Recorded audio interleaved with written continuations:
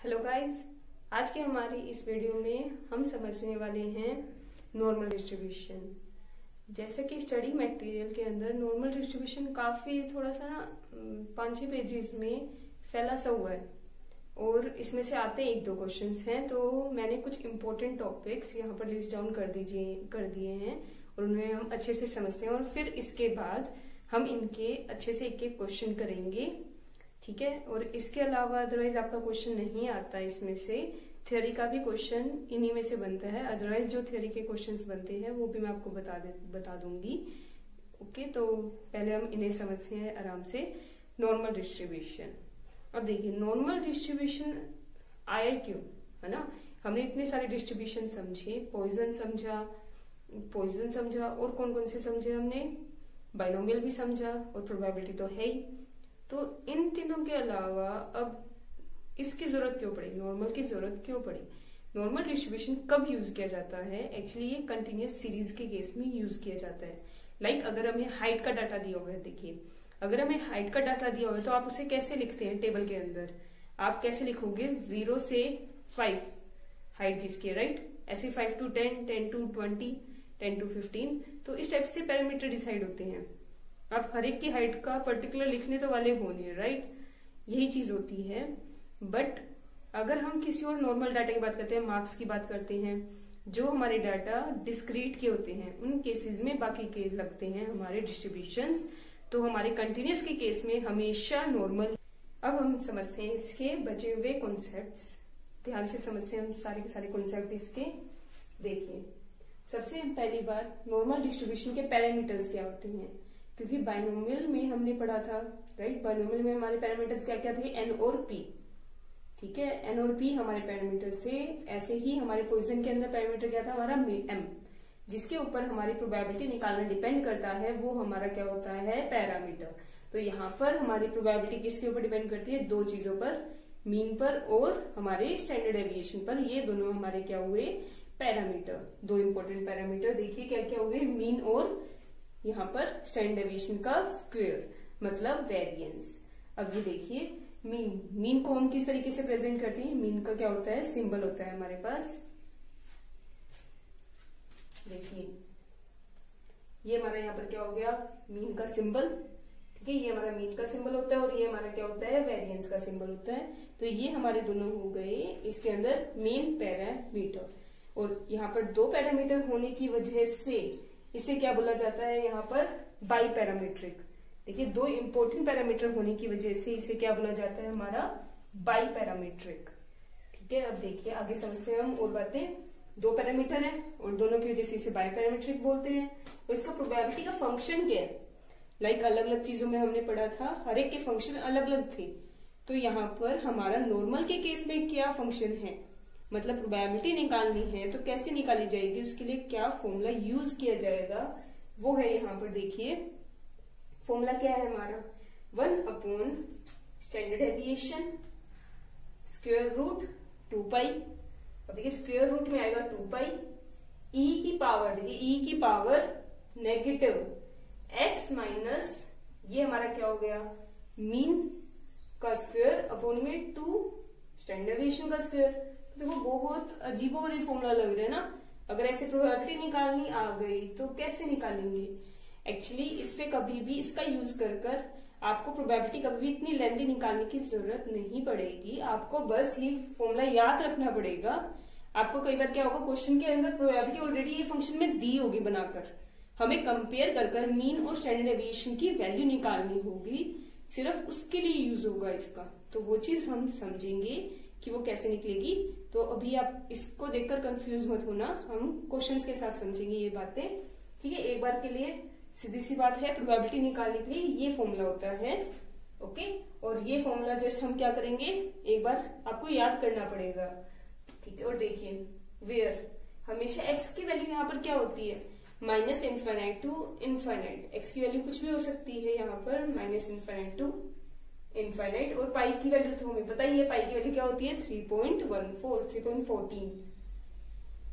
Okay, अब देखिए इसकी कुछ प्रॉपर्टीज की बात करते हैं हम, फिर उसके बाद हम क्वेश्चन समझेंगे। ध्यान से समझते हैं प्रॉपर्टीज। देखिए it is a symmetrical and bell shaped. ऐसा क्यों? क्योंकि थ्योरी वैसे देखिए थ्योरी इन्हीं में से आती है मोस्ट प्रोबेबली, तो ये चीजें अच्छे से समझ लीजिए। तो इतने सारे पेजेस देख के ना कंफ्यूज हो जाते हैं, तो इससे अच्छा कुछ लिमिटेड चीजें सीख लेते हैं जिसमें से मोस्ट प्रोबेबली क्वेश्चन आएगा ही आएगा आपका। तो देखिए यहाँ पर ये क्या होता है हमेशा, सिमेट्रिकल एंड बेल शेप्ड। इसका मतलब क्या है, ध्यान से समझते हैं हम। ये सिमेट्रिकल और बेल शेप्ड, एक्चुअली इसकी प्रोबेबिलिटी की अगर हम शेप बनाए ना, प्रोबेबिलिटी की शेप ये बनती है इसकी। देखिए इसकी प्रोबेबिलिटी की जो शेप बनती है ना वो ऐसे बनती है। अब देखिए प्रोबेबिलिटी सबसे ज्यादा है यहाँ पर, अगर हम ध्यान से समझे, देखिए प्रोबेबिलिटी सबसे ज्यादा है यहाँ पर, राइट। और यहाँ पर एक्चुअली क्या होता है हमारा, ये होता है मीन वाला पॉइंट, जहां पर x क्या होता है, इक्वल्स टू मीन, मतलब x इक्वल होता है इसके, वहां पर हमारा क्या होता है, ये देखिए हमारी पीक पर होता है। और सिमेट्रिकल क्यों कहते हैं, क्योंकि देखिए मैं कह सकती हूँ जब x मीन है, जब x मीन है तो ये बिल्कुल सेम इमेज बना रहा है। देखो इस साइड भी सेम इमेज बना रहा है और दूसरी साइड भी सेम इमेज बना रहा है।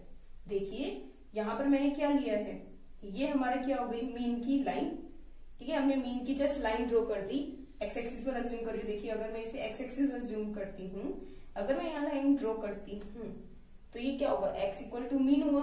और x इक्वल टू मीन के सिमेट्रिक क्यों है, क्योंकि देखिए यहाँ पे बिल्कुल सेम इमेज बन रही है जैसे पानी में बनती है।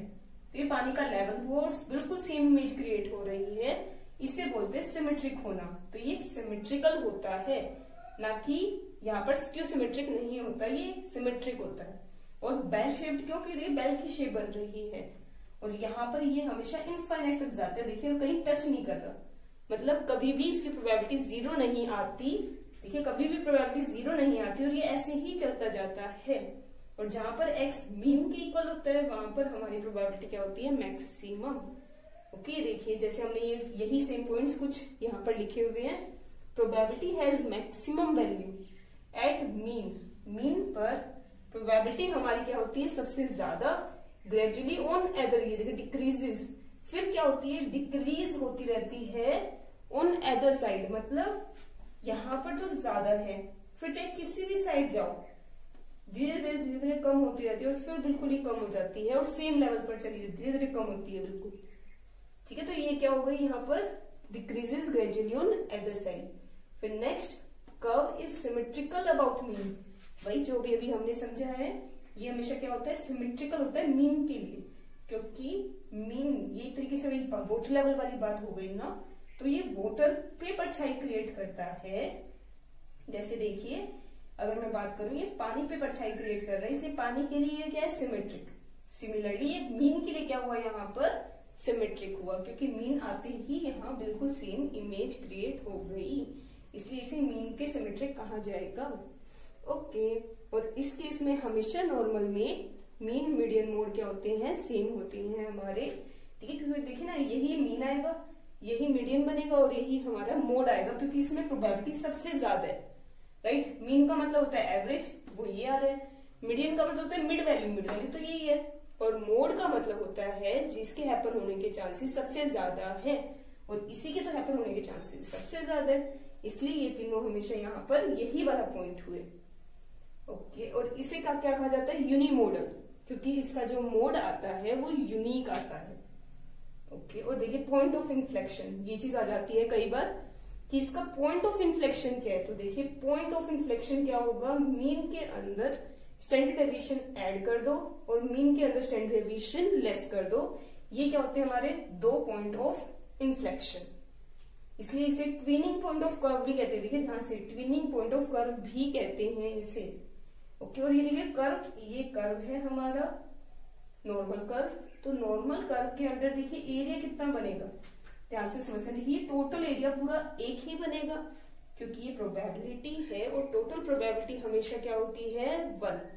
तो इसका मतलब इस पूरे की प्रोबेबिलिटी टोटल क्या होगी, 1।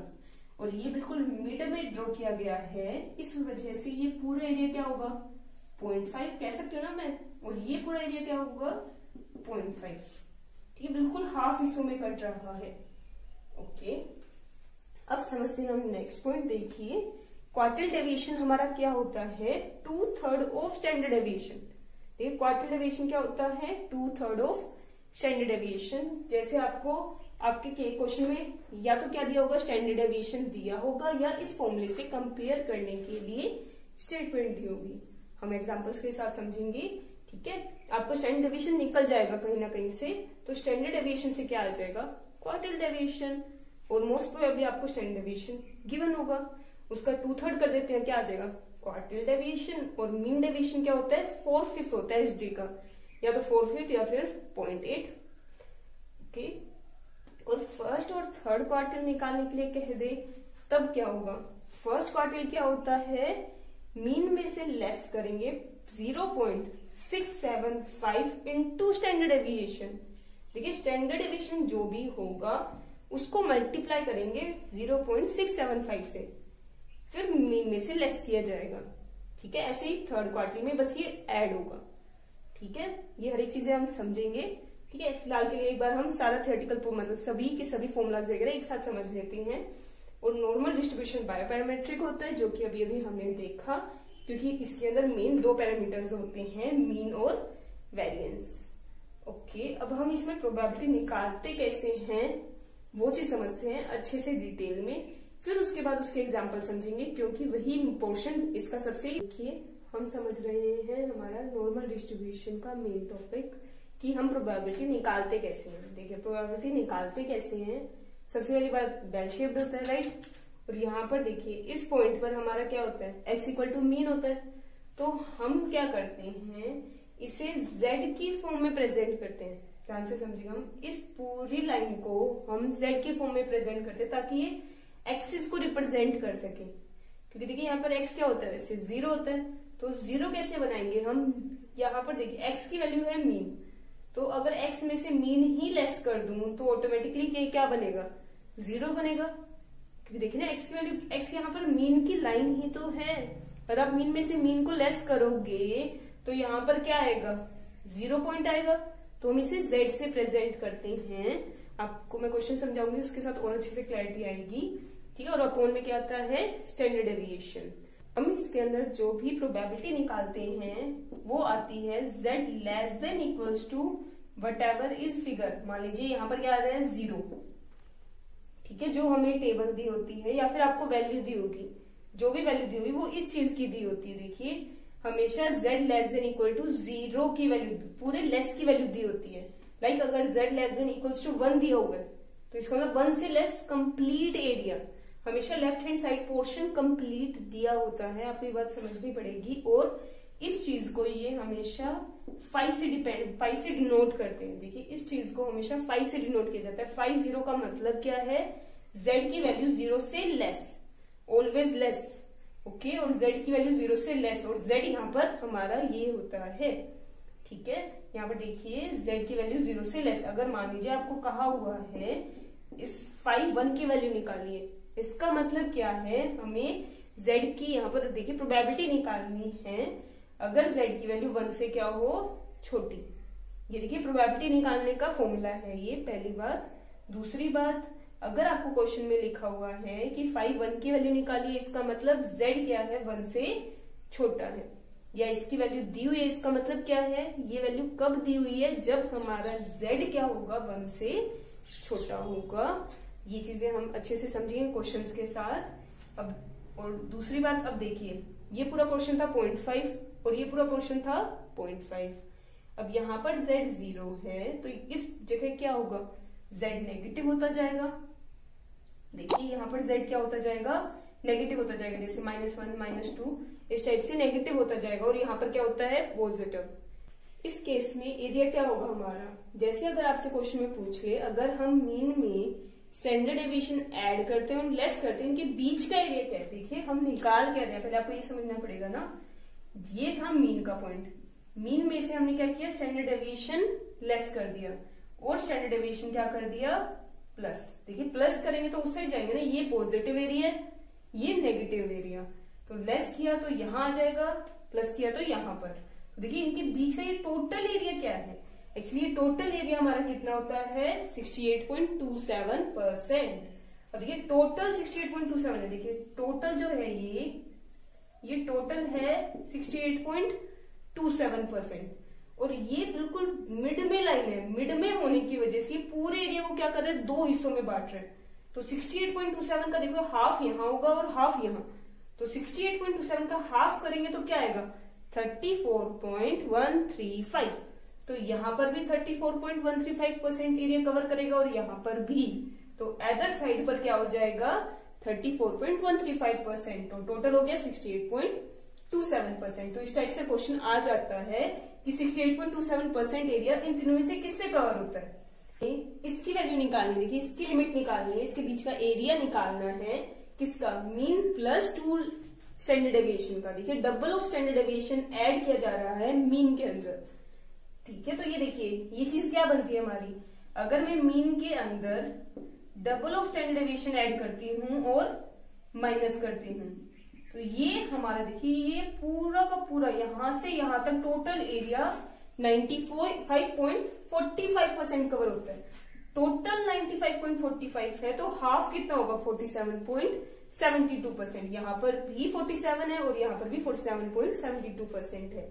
सिमिलरली अगर हम 3 टाइम्स ऐड करते हैं, देखो म्यू के अंदर 3 टाइम्स ऐड करते हैं तो 99.73% कवर हो जाता है। ये चीज कंटिन्यूस चलती रहती है तो इस साइड होता है ये 99.